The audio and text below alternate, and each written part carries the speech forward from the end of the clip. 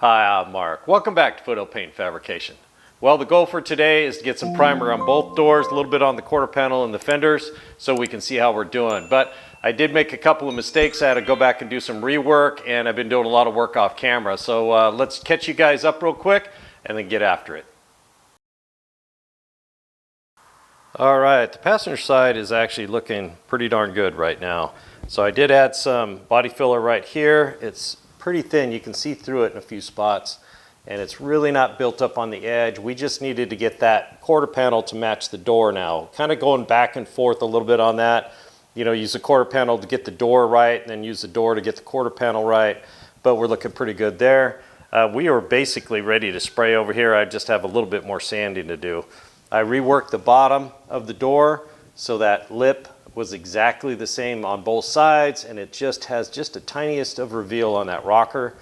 Added some more body filler up here on top, try to sweeten up that body line, and I was really what I'm shooting for. I don't know if you guys can tell, but the top of the door right here has a little arc to it, and that's the body line kind of parallels that all the way through. So I was using that as a gauge. We'll revisit that once we get some more primer on it. We can start, you know, making sure that body line matches the top of that door really nicely. So did a lot more block sanding through here. Didn't really add more body filler. Got a little more body filler down here, and that's where I discovered my problem. So when I put these fenders on, I did not brace the front of this. What I did was I pushed it in position. When I tightened up the body bolt, I held it there and I tightened it really down really tight, and it stayed. It was no problem. These fenders tend to flare out right here, and they should be straight along this whole plane right here because that's where the molding goes.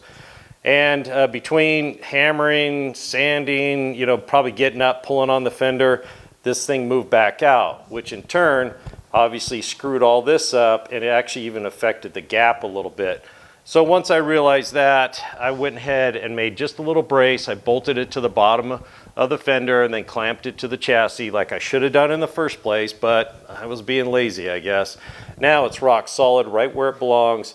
I had reworked this. I had to actually readjust the fender because when this comes out, it tightens the gap. So once I pulled it back in position, then the gap was too big, so I had to bump the fender back, which meant I had to mess with the whole thing and get the gap back where it belongs, and then get it, you know, flush right across there again. So, you know, stupid mistake, being lazy. I should have done it in the first place, but, you know, that's the way it goes. So both sides have the brace on it now. Like I said, this side's looking really good. Let's move over to the other side, and I'll show you what I got going on. All right, this fender had moved a little bit too, and I put the brace on this one so they're both, you know, rock solid. And then I re-blocked these areas and then transitioned it back. So actually we lost a little body filler right here, which was a good thing. But as I was working it, this lower piece right here, this is the fender that had all those slide hammer marks, if I remember correctly. I'm pretty sure it's this one. And I thought I had it worked out in sheet metal, and obviously I didn't. It comes across here and it kind of bubbles up right here, which is not right, or it doesn't match the other side. It doesn't match the bottom of the door, so this should flow together and then just kind of roll off into the lip right here, and it doesn't. So let me grab a straight edge. So it rocks right through here. We're good down here and we're good up here, but right through here, and this is something you guys may run into. In fact, I wasn't even going to show you guys this. I was just going to fix it, but it's probably stuff you're going to run into. You can see the steel showing through. So you're going to be blocking out or something, go, oh crap, that's way too high. And so you need to start tapping it back down, and that's what we're going to work on right now. So let me grab a hammer, a straight edge, and we're going to figure this out so we can get some primer sprayed on this thing. All right, this is our trouble area, and checking the other side, it's got the slightest of curve right here, where this one, I don't know if you guys can see that, it's got a pretty good roll right there. It's really nice right through here and really nice right through here, but this little area right here is giving me trouble, and I should have got it right in sheet metal. I thought I had it good, but obviously I didn't.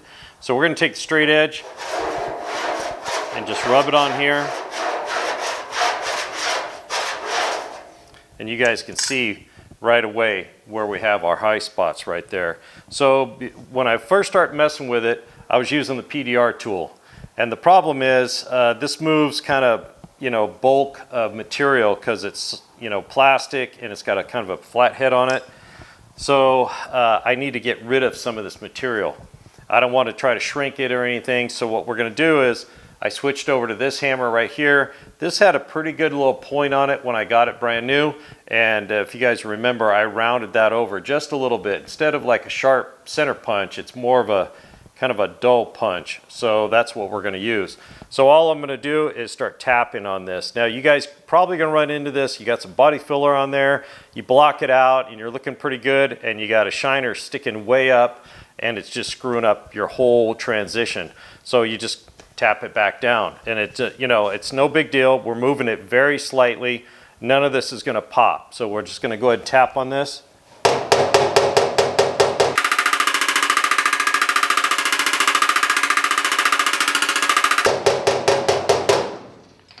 And then we're just going to take a piece of sandpaper, kind of sand our marks out, and then do it again. You'll notice they start to change shape. So when they start getting fatter, we know we're doing pretty good.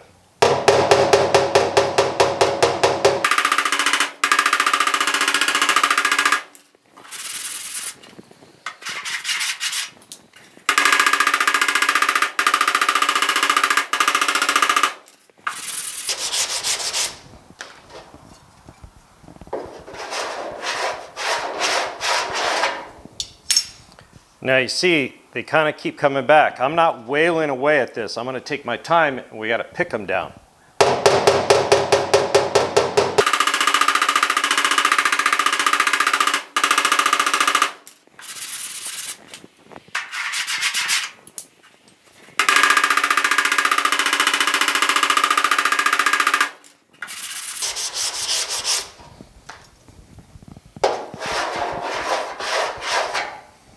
If you guys notice, they're starting to move this way. So I'm just going to keep at this for a little bit, but that's really all you need to do. If you can get a piece of wood or a dolly behind it and back it up, I can't get my hand in there or anything. So the fender is kind of bouncing a little bit, so it takes a lot longer. Your first instinct is just start hitting more, hitting harder. What you need to do is just hit more, tinier ones, so if I, go through that, maybe I'll go over it 2 or 3 times to get the same effect. But if I just start really hitting this thing really hard, all I'm going to do is push a big dent in here and then have to fill it. And frankly, when I was younger, that's how I did it. I had a high spot right here. I would have knocked it down like this in several spots and then just put body filler over it. But we're trying not to be, like I was when I was a kid. So I'm going to keep at this and I'll bring you back and we'll see how it looks. All right, quick update. Been about 15-20 minutes of me tapping and checking, and we were working this area. Now you can see it's moved over to here. And I know some of you guys probably think I own stock and windbag, but I don't. I should. But I've slid that because I can't get my hand back there, so I slid that back behind there, and then I just pump it up until I see the fender start to move a little bit. And that backs that up a little bit, keeps the fender from bouncing so much, and it's made the progress go a lot faster. So I pump it up till I see it just start to bulge a little bit, do all my tapping, deflate it, sand it, check it. If I need more, then I just inflate it again and just keep going back and forth, rinse and repeat. But it does help quite a bit. So I'm going to keep at it, and I'll bring you back when we got it all ready to go. All right, guys, 1 hour and 15 minutes to get this done. I took a break in between, just a 5-10 minute break. I was getting really frustrated, and I could feel myself swinging the hammer a lot harder. Instead of hitting it a lot little taps, I was hitting it, 1 or 2 big ones, and I knew I needed to take a break. So we're looking pretty good now. If I run the straight edge, rub it on there, you can see it's just hitting pretty much everywhere. And when I roll it across here, it's nice and gradual, just like the other side. Now this fender is low right here. It's going to take some filler. The other fender took filler right here as well. I remember trying to bump that out and I just couldn't get it to come back out, that lip. So yeah, we're going to have to fill this whole area, but we can't do it until we get some more epoxy on it. Putting epoxy underneath everything is really slowing this process down, but it is what it is. That's what I want. So I'm going to run a DA over this whole area, make sure it's nice and clean and scuffed up, and that area is ready. So let's move over to the door. All right, we want to get some primer up inside here as well to tie this whole thing together, and so we can sand it and see what it looks like later. Remember, we did a lot of TIG welding on here, so this paint was affected by the heat. Now, just because it didn't blister and pop off doesn't mean it wasn't affected. That heat will creep through the sheet metal, and it could weaken the bond on your primer. So it's best to remove it back a little bit. Now, I'll go ahead and take the die grinder, and I have this kind of a stripper tool, kind of a plastic wheel, and it'll get down inside here. I could use a wire wheel as well, I may, and you want to bring it back a little bit till you're sure that paint is adhered properly. You don't want to take a chance. You know, take 10, 20 minutes and get that, you know, all prepped up real nice. So I'm going to grab the die grinder. We'll get this taken care of. We'll sand it back a little bit. I just want to add a little bit of epoxy up inside here, and then we'll get out to the outside.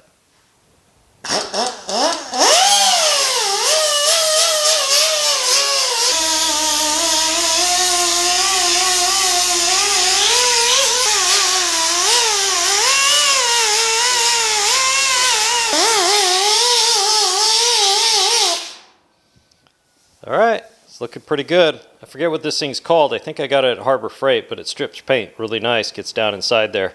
I'm going to get some sandpaper in here and prep this whole area to make sure we're spraying onto properly prepped primer, and then we'll be ready to move to the outside of the door. All right, we got the door jambs done, so that's good. Now we need to do a little sanding on the quarter panel here and a little bit on the door. The fender over there is already ready to go. I don't know if you guys can tell on camera if this shows, but you can see how the quarter panel comes in, and see it curve right here? It curves and comes back out.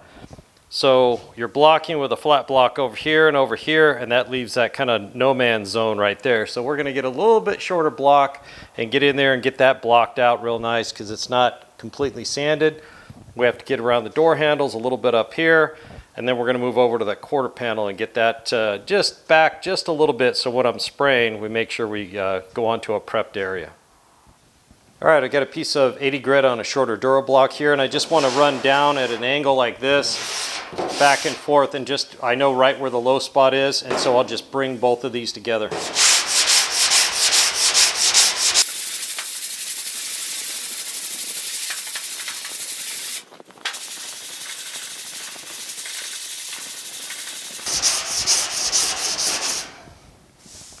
All right, and I got it all. We just have to do around the door handle a little bit. I'm gonna knock that up off camera, and then we'll move over to the quarter panel. All right, the door's all ready to go. We're getting really close to doing some masking here. All we have to do is prep this area right here for some more primer. Now, I don't want to just put a piece of sandpaper in my hand and just, you know, scuff this whole area. I want to make sure I'm blocking the whole time. You know, we're here, we're prepping, we might as well use a block, right? So I got some 100 grit on the round Dura block, and I'll do this area down here that's nice scallop to it, and I'll do the same thing up here, and then I'll get a block and block this out with some 100 grit too. I'm not going to bore you with that, so I'm going to bust this out real quick. I'll bring you back, blow this thing off, and get some masking done. All right, we got it blown off, and I already got this side masked. So I went ahead and masked the top right here, just so no primer ends up inside the car. I just stuck it to the inside of the lip right here, and I made it so the door will open, because we have to open it to spray the inside of that jam. And to that end, I went ahead and back masked right here. So there's a strip of tape stuck to the inside of this lip right here, and it sticks out just a little bit. I don't know if you guys can see it down in there, just to help to reduce some of the overspray getting on the hinges and getting on the inside of the jam. We're going to do those separately once the door comes off, when we beautify the jams, but we just want to get this whole area back in primer, get some epoxy on it. So yeah, and I masked the A-pillar there, and then the door opens. Not really a lot to mask in here, because I can just control the spray right through here, and I left the striker post right where it was, just masked around it. It shouldn't be a problem. I don't want to move that. I did take the latch out, but the latch goes right back where it is. That way I don't have to worry about readjusting and doing all that stuff later after we get back to block sanding. But I still have the other side to do, so let me bust that out real quick. We'll mix up some primer and get to spraying. All right, we're just about ready to spray. It's been blown off, tacked off, and blown off again. Make sure you guys use a high volume air nozzle and blow down and really tight. If there's any pinholes or deep sand scratches, you want to make sure you blow all that debris out of there so the primer can get deep down inside there. So we're looking pretty good. Today we're going to be spraying the same epoxy I've been using throughout the whole process. It's the Martin Senior TP570. The hardener is TH572 and the reducer is the CS40. I mixed up a small batch. That should be more than enough to get hopefully 2 good coats on it. So let's load up the gun and get some spraying done.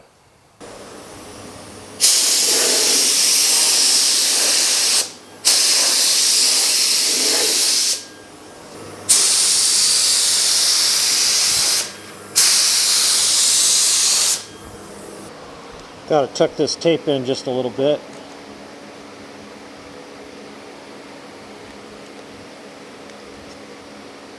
All right.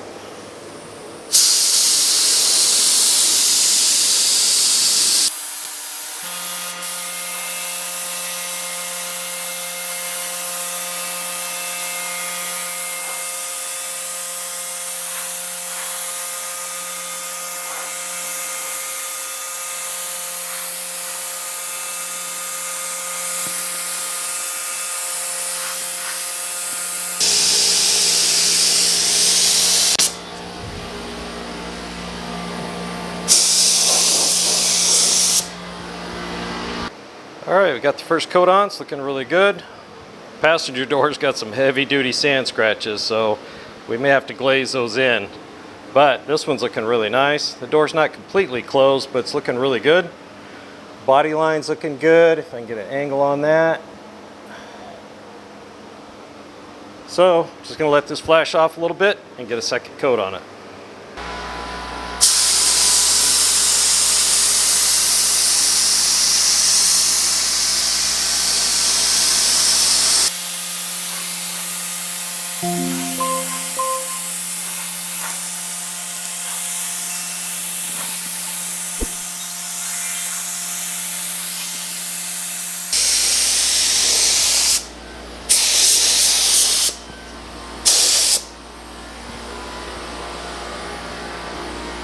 Alright, looks pretty good. Got a little bit left. I'm going to go ahead and let this flash off, and then we'll hit the bad spots. We know that we're going to need some extra primer.